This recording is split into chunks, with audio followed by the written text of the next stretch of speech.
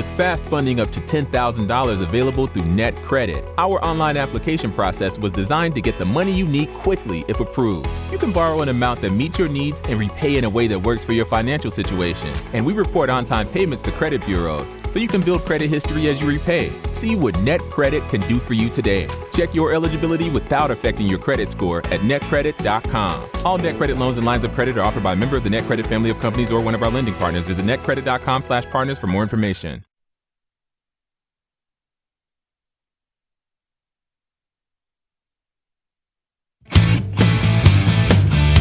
The Big Bark, listen up dog owners, it's for you, all you canine lovers. It's your favorite podcast, The Big Bark, with your host Darragh Burke and canine co-hosts Bruno and Milly. The Big Bark.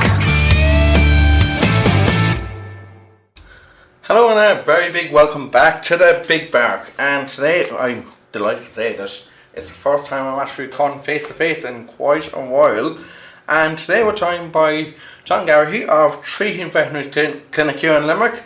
John, how are you doing? Very well, thank you, Darragh.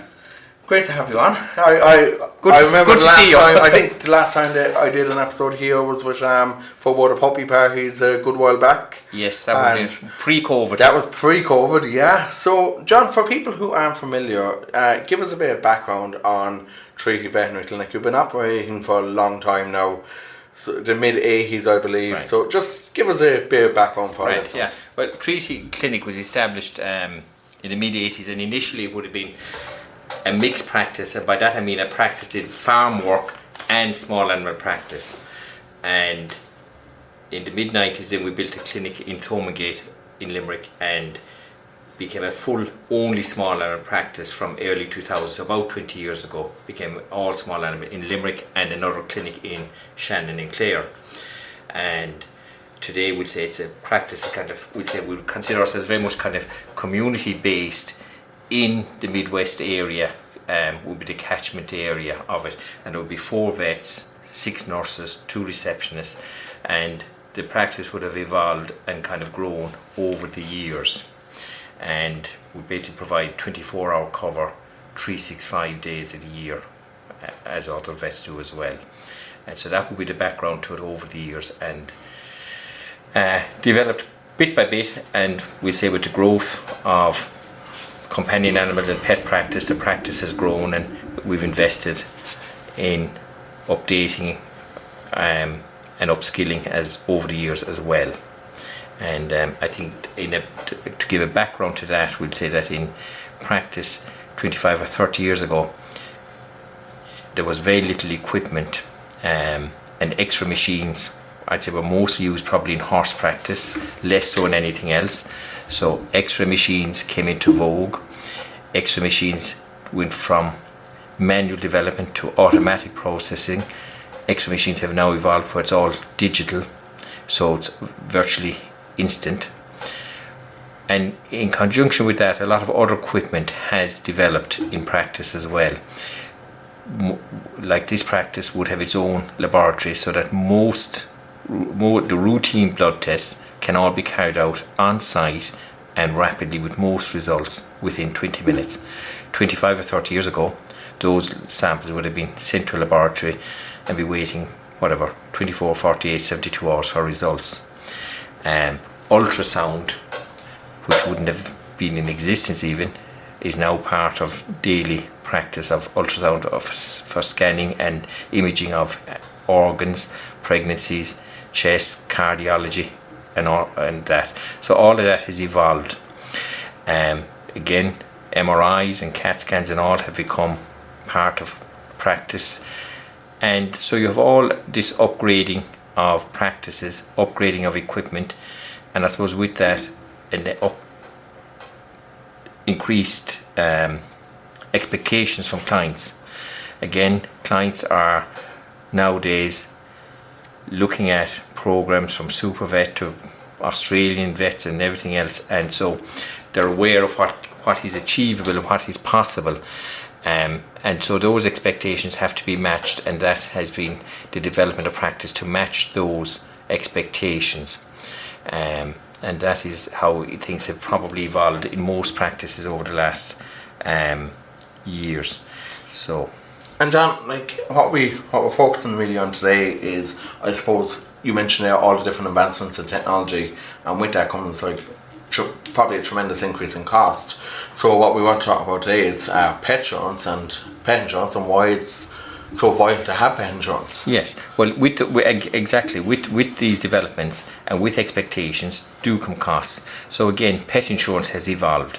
Pet insurance didn't exist years ago. Now there are a number of companies serving the Irish market, and those companies all offer a different range of policies. Policies can be divided into various groups. There are policies from the sort of, you can say, you can get policies from basic to premium level. Some are injury, accident only, some are time limited, and some are lifetime. So if a person is contemplating getting a pet, they should consider insurance. It's not compulsory, we can only advise that they should consider it. What they have to, I suppose, look at is the worst case scenario of what may happen and what they may wish to achieve in a situation where their pet suffers a serious injury or a long-term illness.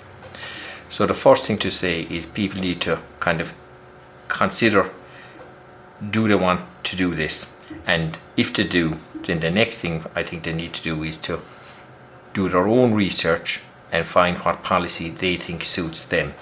So the words I use there is compare and contrast the various policies that are on the market, because all the policies are different, they all are nuanced differently, they all have different features, and one might suit one might not suit another. And as I said there before, they vary from limited to open-ended.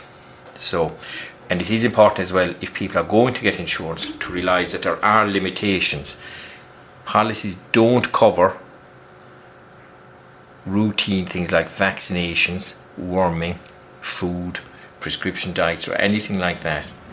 And also it's important for people to be aware that the policies do require that the pet's health is maintained and monitored, and that those vaccines are kept up to date as a requirement of the insurance. So just to be aware that first and foremost, for the people to go and read up the policies, check out what they think suits them. They may well have queries, talk to the insurance companies, talk to their vet, but check out everything first.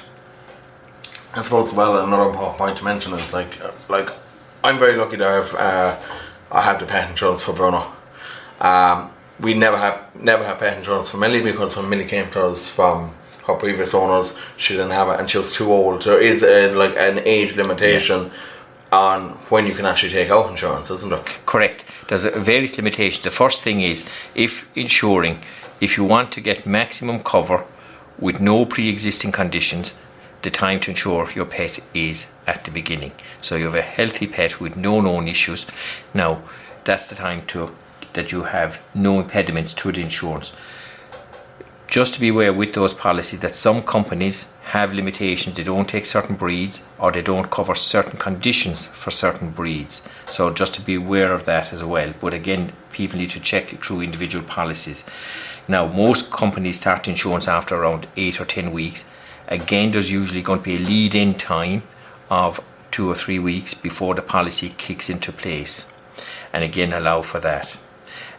This other thing is, having taken out a policy, it is important that if you want to maintain continuity, that it must always be renewed on time and not allowed to lapse.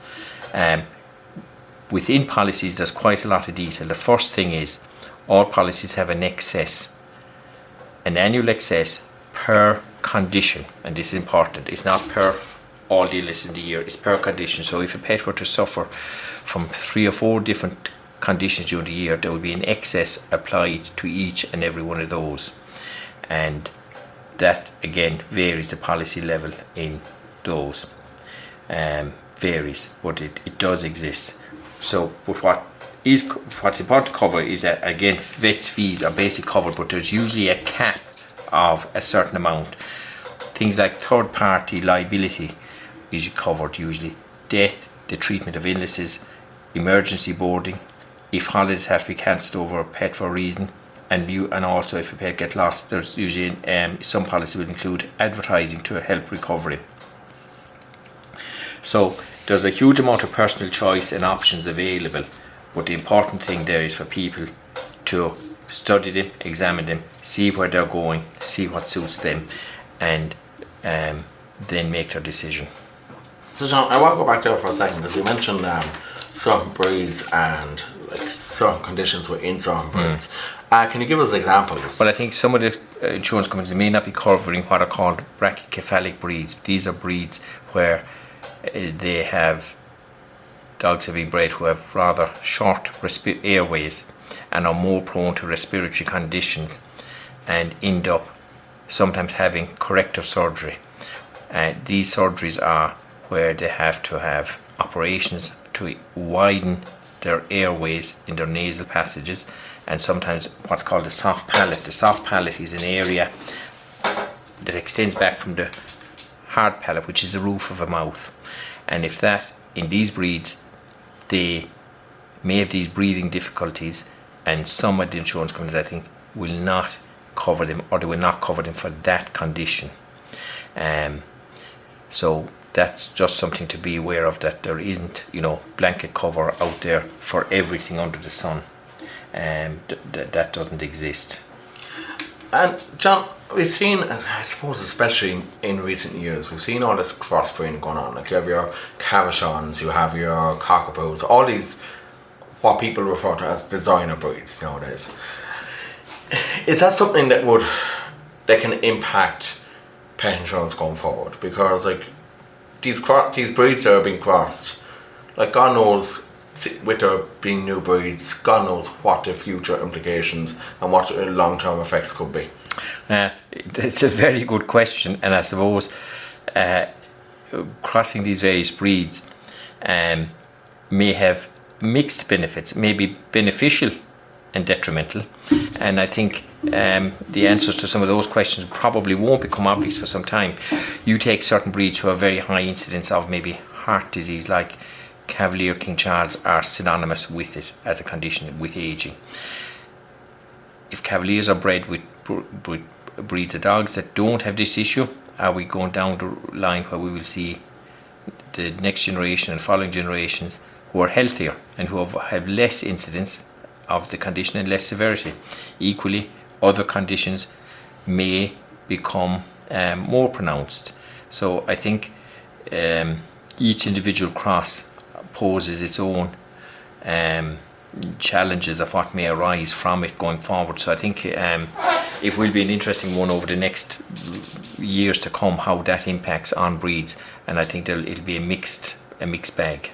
And obviously that's going to affect like the actual cost of insurance as well, the excess, the conditions that are covered. Yes, yeah. Again, insurance companies, I assume, monitor the situation constantly and are constantly looking at their policies and seeing where matters arise and where matters are changing, and what if there are new conditions or new difficulties or whatever. So they would be quite aware if something new is developing within a breed or within breeds. So they will be probably one of the first to notice these things, where what might be happening. And I know myself, like it's actually like I said earlier, it's very beneficial. Like I have the insurance for Bruno. Bruno was in with yourself. Yes. Was a small little. Was that a small incision or was it? In his case, that was a relatively small incision. Yeah. But like the insurance was great for that. Like for Milly, like we didn't have it when she had pyometra. Yeah, and like again, like you do. It's only in, I suppose, when you go to use it. It's only when you go to use it that you appreciate it. Yeah. And again, not that one wants to have to use it, one hopes that one doesn't need it. But basically, I suppose, you can almost compare the insurance of pets to having a health insurance for yourself. But basically, if I were to sum it up in a few words, insurance of your pet is offering the owner peace of mind as regards if something bad happen, if something untoward happens, that we have cover. And it also means that you're able to go into a vet and say, I do want you to find out, do your damnedest for this pet. We will do whatever's necessary. Yes, x-ray and do the blood tests. We might have to go for a scan. We might need this. And there's peace of mind for the owner. And they know then that they're able to do the very, very best for their pet in those circumstances, and that there's no limitations within reason then of affecting the treatment. So from their point of view, yes, it's very, very good. And especially if, like, say, if it's something that's discovered that they have a long-term illness. Yes. Yeah. Because the after costs of that illness as well. If you have a long-term illness, particularly if it is diagnosed and becomes clinically early in the pet's life, there's going to be considerable drug costs for the lifetime of the pet. And again, I come back to things like where dogs have heart conditions diagnosed early in life, and particularly large breeds where there's larger volumes of medicines required. Anything like that where you have ongoing medication, it's going to be substantial over time. So because it's ongoing, and again, that's where your policy, once it has kicked in, and once you have a policy that is offering lifetime cover, and this again, I go back to that some policies may not offer that, and so they would have an opt-out clause when the policy comes up for renewal. So again, it is very important to know what type of policy you are getting, that it does offer a full range of cover long term, that you're not going to lose on the policy as a result of a diagnosis. Your premium may alter, but the cover will be there. Yeah, and I suppose as well, it's just like, especially as dogs get older, a lot of breeds are probably more prone to more conditions as they get older. Yeah, but most conditions are going to become more pronounced with age. First of all, most conditions like arthritic conditions, joint conditions, even dogs that have dysplasia, whether it's hips or elbows, are usually going to become more pronounced with age. Heart conditions are going to be more pronounced. We haven't mentioned it, but we'll say skin conditions, which again can be really long term and require a lot of management. They can arise from quite an early age, and in some cases can be really long term and permanent. And again, you talk about long term medication and control. So again, that's where your insurance is extremely important in controlling those issues and giving the owner peace of mind. You mentioned skin conditions there, right? Yes. So you have a dog who has a skin allergy, which could be due to food. Yes. Now, what would happen in that case there if you decided that you didn't want to actually change your food? Like, obviously it's detrimental to the dog's health, but from an insurance point of view, if the insurer found out that you weren't actually following, I suppose, say your advice, the vet's advice, and going on a specific diet? Well, the diet won't be covered anyway, because that's food, and food won't be covered. I think we'd say that the thing about skin cases is that they're long term, and I think it's the medicine part will be covered. And okay, there is a whole range of medicines out there, and changing and evolving the whole time. Like the new medicines have come on the market even this year that are making a difference in a lot of these allergy cases. But yes, again, where your insurance comes in is if you have a case and you suspect allergies and your owner is keen to find out. Again, allergy testing is an expensive process, and sometimes people want to go down that route. That's expensive, and then they may go further to try and desensitize the pet as a result of that information. So all of that is expensive. Again, that's where your insurance is extremely valuable in dealing with those sort of scenarios where you have ongoing treatment and medication to keep the policy in date as well. Because if a policy is allowed to lapse and you go to renew it, well then you have to declare then that there was a condition, even if it lapsed by only a day or two. It's now a new policy, and there will be possible exemptions then for previous conditions. So owners need to know that. Okay, and John, what would be your number one tip? I suppose obviously have pet insurance, but what would be your number one tip this evening to pet owners in regards to pet insurance? Oh, I think if at all possible, have it. If at all possible, take out insurance when you're while the puppy is young, before it has any known medical issues, while it's healthy, and ideally go for a policy that offers lifetime cover, so that there are going to be no issues down the road with whatever may arise, that you will be able to keep cover maintained. So I think that's probably the number one piece of advice. And I suppose then people taking out insurance should probably need to consider, I suppose, what type of pet maybe they're going for as well, and maybe to do their own research on that certain pets are obviously less likely to get certain conditions than others.